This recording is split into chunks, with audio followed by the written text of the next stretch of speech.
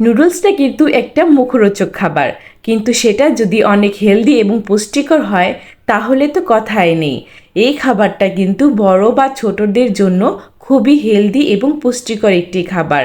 Hello everyone, welcome to my another video. আজ আমি share করছি বিভিন্ন রকম সবজি দিয়ে নুডলসের রেসিপি। নুডলসটা রান্নার জন্য প্রথমে আমি জলটা ফুটিয়ে নিচ্ছি নুডলসটা সেদ্ধ করার জন্য। এখানে আমি প্রাণের ক্লাসিক মশলা নুডলসটা ব্যবহার করেছি। এটা কিন্তু খেতে খুবই মজাদার। এই নুডলসটা কিন্তু সেদ্ধ হতে খুবই কম সময় লাগে। নুডলসটা সেদ্ধ হওয়ার পর একটি চাকনির সাহায্যে ছেঁকে ঠান্ডা জল দিয়ে ধুয়ে নিতে হবে আঠালো ভাবটা কাটার জন্য। এরপর একটি প্যানে পরিমাণ মতো তেল দিয়ে ডিমের ঝুড়িটা ভেজে নেব। আমি এখানে একটি ডিম ব্যবহার করেছি, তোমরা তোমাদের পছন্দ মতো ডিম ব্যবহার করবে। ডিমের ঝুড়িতে আমি সামান্য পরিমাণ লবণ দিয়ে দিচ্ছি। ডিমটা কিন্তু খুবই অল্প ভেজে নিতে হবে, বেশি ভাজলে ডিমটা কিন্তু খেতে একদমই ভালো লাগে না।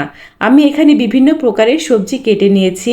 এরপর পরিমাণ মতো তেল গরম করে পেঁয়াজ কুচিটা ভাজা ভাজা করে নিতে হবে। পেঁয়াজ কুচিটা আগে থেকে একটু ভেজে নিলে সেটা ঘ্রাণ এবং খেতেও কিন্তু ভালো হয়। এরপর একে একে সবজিগুলো দিয়ে দিচ্ছি। সবজিগুলোর মধ্যে আমি ব্যবহার করেছি গাজর, বাঁধাকপি, সিম, ফুলকপি আর পরিমাণ মতো কাঁচামরিচ কুচি। তোমরা যতটুকু পরিমাণ ঝাল খেতে পছন্দ করো ঠিক তোমাদের প্রয়োজন মতোই কাঁচামরিচটা ব্যবহার করবে। আর বাচ্চাদের জন্য খুবই অল্প বা ব্যবহার নাও করতে পারো। এরপর আমি পরিমাণ মতো লবণ দিয়ে দিচ্ছি। এরপর ভালো করে সবগুলো সবজি ভাজা ভাজা করে নেব। সবজিগুলো আগে থেকে একটু ভাজা ভাজা করে নিয়ে তারপর সামান্য পরিমাণ জল দিয়ে দেব যাতে সবগুলো সবজি সেদ্ধ হয়ে যায়। এরপর একটি ঢাকনার সাহায্যে ঢেকে দেব। ঢাকনাটা আমি 5 মিনিটের জন্য ঢেকে দিয়েছিলাম। এরপর ঢাকনাটা উঠিয়ে আর একটু ভাজা ভাজা করে নেব সবগুলো সবজি। সবজি দিয়ে যে কোনো কিছু রান্না করার ক্ষেত্রে যত বেশি ভাজা ভাজা করে নেওয়া হবে তার স্বাদটা কিন্তু তত বেশি আসবে। এখানে নুডলস রান্নার ক্ষেত্রেও সবজিটা কিন্তু অনেক বেশি ভেজে নিতে হবে। এরপর আমি ডিমের ঝুড়িটা দিয়ে দিচ্ছি। ডিমের ঝুড়িটা দিয়ে দেওয়ার পর সবজিগুলোর সাথে আর একটু ভেজে নেব। সবজিটা কিন্তু রান্না হয়ে গেছে, কারণ সবজিটা একদম পারফেক্টভাবে গলে গেছে।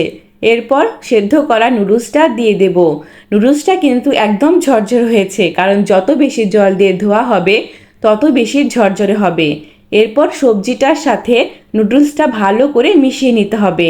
সবজিটার সাথে নুডলসটা ভালো করে মিক্স করার পর সবচেয়ে থেকে প্রয়োজনীয় জিনিসটা এখন দিয়ে দেব, আর সেটা হচ্ছে মশলা।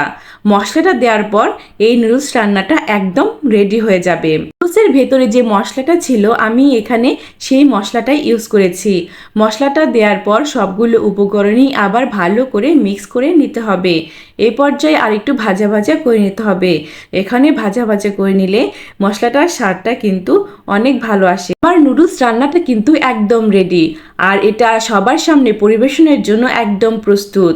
এবার একটি প্লেটে সবগুলো নুডলসই উঠে নেব। এই নুডলসটা যেমন অনেক হেলদি তেমন অনেক পুষ্টিকরও, আর বিশেষ করে বাচ্চাদের জন্য তো এটা খুবই উপকারী। এই নুডলস রান্নাটা যদি তোমাদের ভালো লেগে থাকে তাহলে অবশ্যই বাসায় ট্রাই করে দেখো এবং লাইক কমেন্ট করে আমার পাশে থেকো।